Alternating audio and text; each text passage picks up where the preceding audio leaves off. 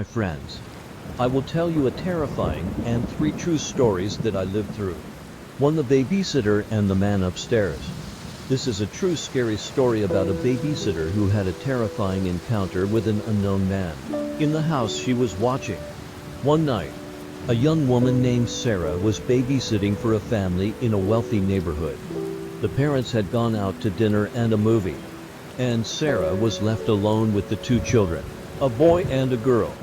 The children were already in bed when Sarah decided to go upstairs to watch TV. She settled into the living room couch and put on a movie. After a while, she started to hear strange noises coming from upstairs. At first, she thought it was just the children stirring in their sleep.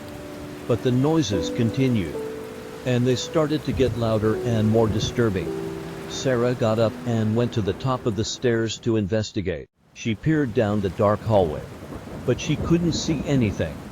She called out to the children, but they didn't answer. Sarah started to feel uneasy. She went back to the living room and sat down on the couch. She tried to ignore the noises, but they were too much to bear. She decided to go back upstairs and check on the children again. This time, when she reached the top of the stairs, she saw a figure standing at the end of the hallway. It was a man, and he was wearing a black mask. Sarah froze in terror. The man just stood there, staring at her. Then, he started to walk towards her. Sarah turned and ran back down the stairs. She ran into the living room and grabbed the phone. She dialed 911 and waited for the dispatcher to answer. 911. What is your emergency? The dispatcher asked. There's a man in the house. Sarah cried. He's wearing a mask. And I'm scared. Stay calm, Mom. The dispatcher said. What is your address? Sarah gave the dispatcher the address, and then she hung up the phone. She ran to the front door and unlocked it. She was about to run out when she heard a noise behind her. She turned around and saw the man standing in the doorway. He was still wearing the mask, and he was holding a knife. Sarah screamed and ran back into the living room. She grabbed a chair and threw it at the man. The chair hit him in the chest, and he staggered backwards.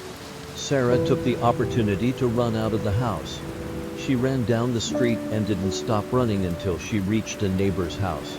The police arrived a few minutes later. They searched the house, but they couldn't find the man. Sarah gave the police a description of the man, but they were never able to identify him. Sarah never babysat for the family again. She was too traumatized by the experience.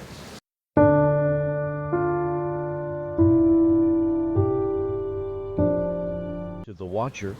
In 2014, Derek and Maria Broadus bought a beautiful 6-bedroom Dutch colonial home in Westfield, New Jersey. They were excited to start their new life with their 3 young children.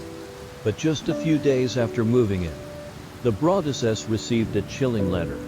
The letter was signed by the Watcher, and it claimed that the family had disturbed the peace of the home.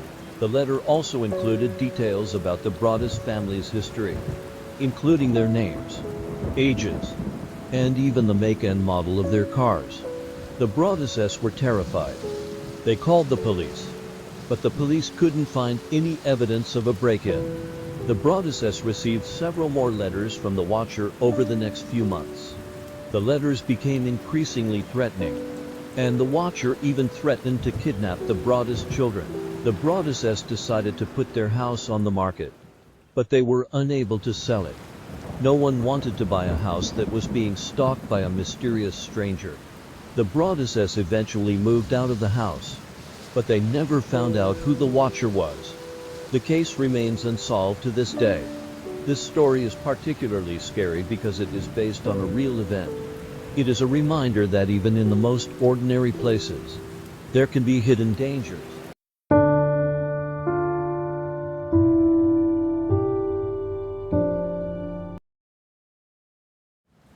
3. The Enfield poltergeist. In 1977, the Hodgson family, who lived in Enfield, England, began experiencing strange and disturbing phenomena. Objects would move around on their own. Doors would open and close by themselves, and voices would whisper in the children's bedrooms. One night, the youngest daughter, Janet, was levitated from her bed and thrown across the room. The next night, her older sister, Margaret, was scratched and bitten by an invisible force. The police were called, but they were unable to find any explanation for the phenomenon. The Hodgson family contacted parapsychologists Maurice, Grosse and Lyon Playfair, who began to investigate the case. Grosse and Playfair spent several months at the Hodgson house, and they witnessed many of the strange occurrences themselves. They also recorded several hours of audio and video evidence. The Enfield poltergeist case is one of the most well-documented cases of paranormal activity in history.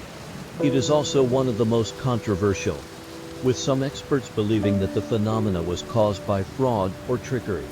However, the Hodgson family has always maintained that the phenomena was real. They say that they were terrified by the experience, and that it has had a lasting impact on their lives. This story is scary because it is based on a real event. It is also a reminder that there are some things in this world that we cannot explain.